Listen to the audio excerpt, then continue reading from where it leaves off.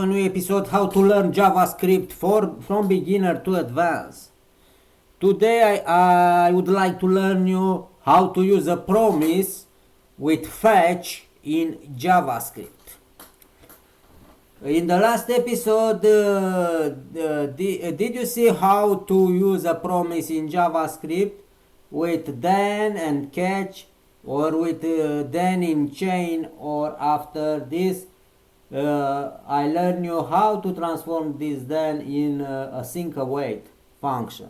Async await, it's also a promise but more readable, more with a syntax more easily and more readable for the developer. Today I propose to learn you how to use a fetch API in a modern interface JavaScript. A fetch API allows you to make HTTP request to a server, whatever. It is used to fetch, to retrieve resources like data from a server. You can use get, post, put, delete, and this method also work well with async await if you want more readability. With async await is the syntactic sugar.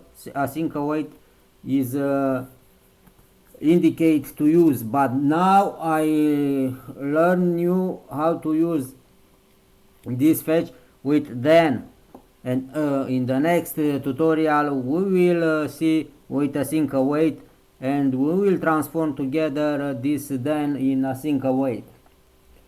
Okay, let's do a little summary. When you should to use a promise, you use promise when you work, for example, with server, when you take data and this data don't come instantly, and normally the code should to be executed. No, you don't stay and wait till the data come. Your code should work, your code should to be executed, and these promises are asynchronous. Okay, I have an example here with this fetch. Fetch have a simple syntax, is a fetch, because do you know in JavaScript all keywords are concludents. Fetch means bring me data from this URL, from this API. I initiate a request to the API, fetch, and URL is a API on a web server. I want to bring me some data from this URL, and after this I will pass to handle this promise with then method and with catch. Okay, firstly I write the keyword fetch and the URL from I want to take data, and after I write this, I will receive from server a response, because I will make a get. I will make a request, but when I make this request, it's normally to receive a response from server, and I receive a response, a promise from server, something like this. I tell the server, please give me some data, and server answer to me, okay, I will send to you, await, return me a promise. Okay, and here I will start to handle this promise with then method, then and callback. And in callback I put a function, because this is a syntax of then method, then dot then and callback, dot then function, dot then again function, and statements, da? Dot catch also function. Retain dot 10 and dot catch callback function. Dot 10 I write callback first function, a simple function, response that JSON, because I want when a server give me the response, he give me strings.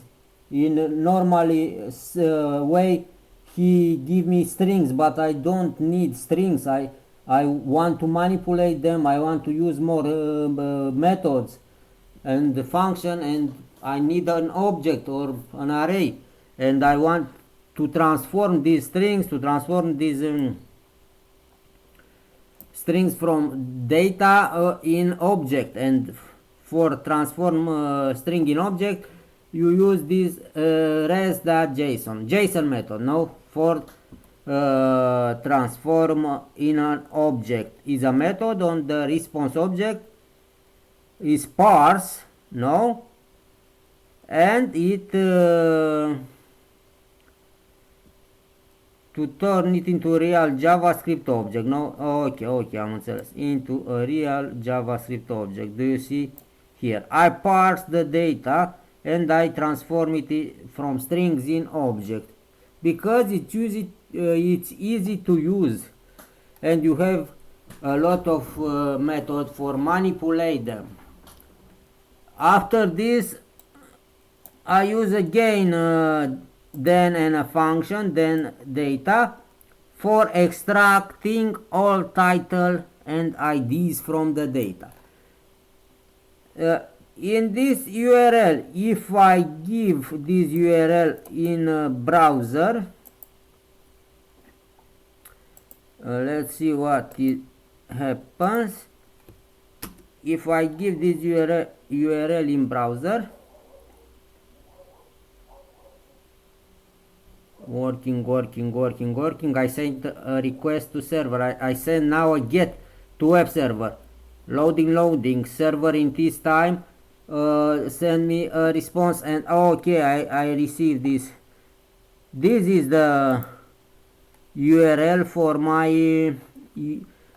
my API fetch. I have fetch and this URL now between parentheses I have user ID, title and body, and I want to take from this all ID and all titles. I want to take all ID, this, and all title here, no? Okay, probably this is let's see how to do this. I create a variable for titles, and using a method from array, I iterate through all post and I take title. Data, because let me to see if have name data. I don't know the name of this. Have 100 items. Expand text table user ID, title and body. I want 3. This is the extension for I don't know, I don't know the name, but is useful. I don't know the name of this extension. Okay,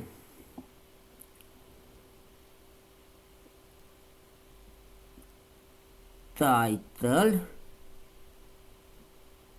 equal data. The name of object is data.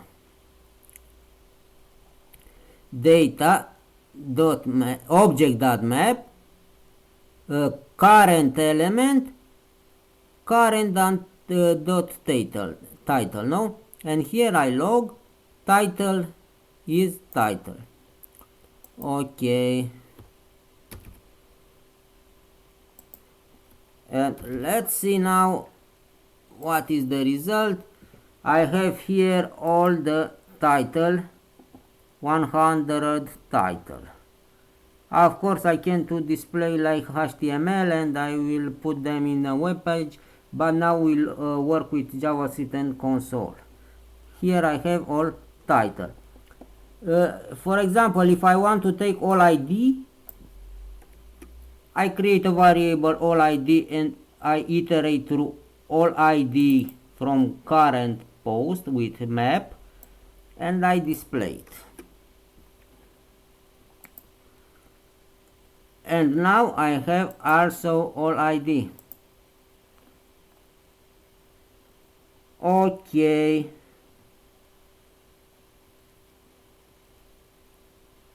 Finally here I console log the error in case something happens. I display an error. Okay, and let's see if it's an error. If I put here wrong URL, what happens?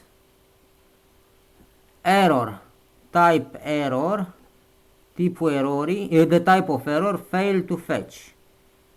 Fail to fetch. It's failed to fetch because this URL doesn't exist, and now it's okay because I put again this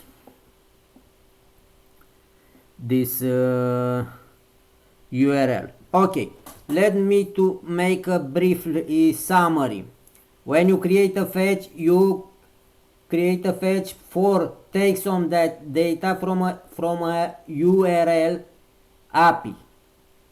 For example, if you want to make a web page with a URL weather, the weather in the world, and you know an API with all data of all cities in the world, and you want to take this data, wind, temperature, pressure, humidity and other parameters, and you want to take them and to display on your web page. For this you create a website and make a fetch from this API.